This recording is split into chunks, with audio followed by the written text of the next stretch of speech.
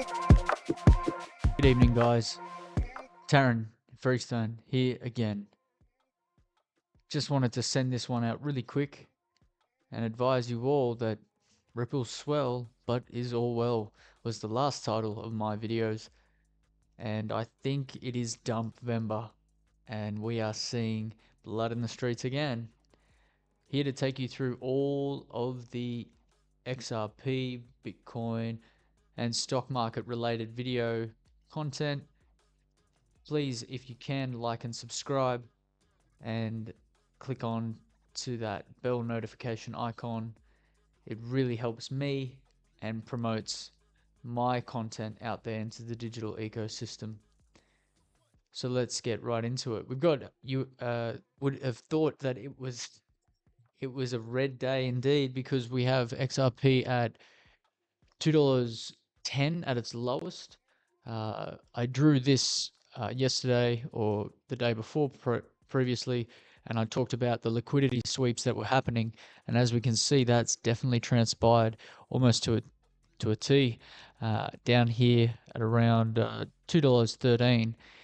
I then would have said to my Australian brothers and sisters, if you can get your hands on it, because it was nearly $3 Australian, do so. I was definitely pulling up the truck and backing it up and filling it up. That is for sure. However, at this stage, I do also have to consider the wider macro view of how the S&P is performing. And I think it will stall out here and bounce off, what are we at, 6771. But if it does fall through that, I anticipate a secondary place of value to be around 66. We can check out the Australia's price chart here. Looks a bit different to what my American brothers and sisters are dealing with or looking at. It's the down under vibe on that one. Looks like the Rocky Mountains of Colorado. And I am open to doing analysis on HBAR, ZEC, Quant, DAG, as I said, XLM, XMR, Zcash, and Bitcoin. I will just pull a fib, basically what BCB does, with a flare of what is above. I find that there is a nice middle ground between those two influences, and I try to ride on that.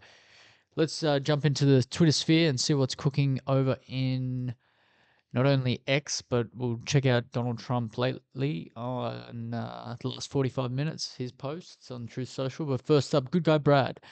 And Good Guy Brad is checking out for you all to maintain your dignity while at Ripple Swell, which is in full swing. Ripple Swell is in full swing. So it's always important to remember that you must watch what they do, not what they say. And Ripple Swell is right next door to Blackrock. I don't think that is a coincidence. We have one of our Blackrock stakeholders being interviewed on stage at Ribbleswell. I think it is, just permit me a moment.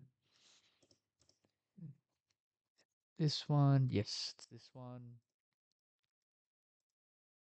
Who owns traditional securities today, right? If you take away the distinction that they're tokenized, that market will come, but in the short term, we need to prove out the utility. And there's two sort of separate segments of users that I think are going to be the earliest adopters here, and we need that market momentum in order. Look, having these guys on the panels is the biggest telling. You only need to know they're in the room to understand where this is all going. I was able to look into something Larry Fink was saying earlier in the year, and it is essentially that there is trillions of dollars coming to this system, and it's growing all going very to be rapidly. on the blockchain. It has caught attention to people around the world. A lot of men and women who are actually fearful of keeping all their money in their currency or storing it in their country where they live. But beyond that, the opportunity for tokenization is probably the most important component. Get it out, Larry. Come on. Yeah, look, he's talking obviously about El Salvador, which are running on Bitcoin right now. Argentina just got bailed out for 40 million. It's insane. I've been reading lately the reasoning behind that, the bailout of Argentina. I think it's a good segue into open markets and understanding what's happening with Trump and the wider macroeconomic scenarios that are transpiring. We'll touch on Raul Paul. It's basically America has used a slush fund. Okay, I think it's called the ESG or whatever. They are able to pass that out to whomever wants a bailout. Now, obviously, China is building its Golden Brick Road initiative by putting vaults throughout Asia and all the way to the Middle East. And China have a huge amount of gold. They are big number two now, if not number one. We really don't know how much America has since its inception, and it's been moving gold back at a frightening pace, which lets on that maybe even they don't know. But we've got countries that are needing a bailout, and they're either going to go with gold back relief, or they're going to go back to the current Bretton Woods arrangement of asking for US dollars. So the Argentinian $40 million ploy is definitely one based on America trying to ensure Argentina remains faithful to their ruling state and status. I won't launch too much into any more heavy geopolitical, but I thought this piece from Raul Paul was really, really insightful. I'll repost it on my Twitter. Please go give it a look and tell me what your thoughts are. He just sums it up beautifully. The current economic climate, what's coming down the pipeline, and the $10 trillion that are being rolled into debt through legitimization and bringing all the others who are not early adopters of crypto into the space, putting 401ks onto crypto ledgers, accessing billions and billions of dollars of, I guess, Roth IRA, everyday mum and dads, hedge funds. Everybody is going to be pushed onto the ledger in some way, be it on Bitcoin or XRP. And that I feel is a bigger play on trying to alleviate the strains of a 37, nearly $40 trillion debt on the leading superpower in the world. You can let me know your thoughts on that. I just wanted to also touch quickly upon this documentation, which one of our viewers, this was obfuscated or could not see, and this was just the conservative, the realistic, the aggressive, the extreme. So please take a screenshot and understand that it will be the more likely pathway of having a 50x multiplier effect. And given what Zach Rector and others have said, that's a low ball 50x multiplier. It could be 200, and we're talking $17 to $20 at that stage if it's a 200x multiplier. So it's not at all impossible to see a $7 XRP very quickly.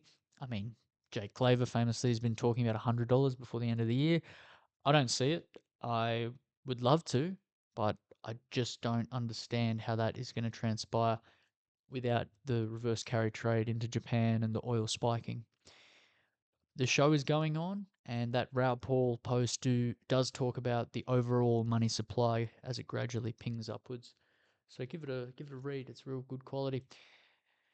BlackRock has been dumping hundreds of millions of dollars worth of Bitcoin and ETH onto the environment of our ecosystem today, and that's probably why things are panning out the way they are.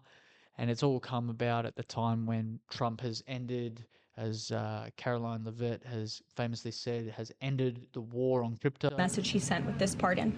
Karen, yes. I'm back on the president is correcting that wrong, and he has officially ended the Biden administration's war on the cryptocurrency industry, and I think that's the message he sent with this pardon. There you go. Heard it from the horse's mouth. And I guess it's give us one thing and then treat us with the rod, with the stick, the carrot, the stick, the rod, the stick, the carrot, the stick, make us guess, make us freak out by a superfluous amount when the markets are high and say we're missing out with FOMO, and then when the markets are low, expect us to sell and rinse and repeat. I saw an ABC Bullion video and I popped it in my last video. If you can get your hands on some hard assets, I encourage you to do that because it helps me sleep better at night. If the world all goes to tits and you have to bail out or bug out, at least you've got some hard assets. That is part of the strategy that I'm going to be employing over the next few years. It's one I've already started for some time. 12.5% of my net savings every month go into Bitcoin, 12.5% go into XRP.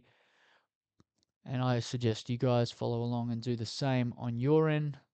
So let's get into Trump's social page, Truth Trump Social. I mean, that's the only reason I'm on it. And so it begins. And I think it is pertaining to a very big court case which is coming up on him now in the Supreme Court. And it's going to allow for the validity of his tariff wars that are occurring to stand. However, as he's got the 6-3 conservative majority, I'm thinking this one is a fait accompli for Mr. Trump. Hate him or love him, Michael Saylor is absolutely crushing it. And I wish him all the best with the product that is his business. I understand that there can be interpretations where you don't actually get a full controlling asset on the Bitcoin. It's more like an IOU or an IOU of an IOU. I won't comment too much on it. I just, wherever there's smoke, there's fire. Evernorth, if I could buy anything myself, it would be to invest in Ripple first, the company, and then Evernorth. But obviously, I don't have. I think it's $20 million you have to invest directly in Ripple.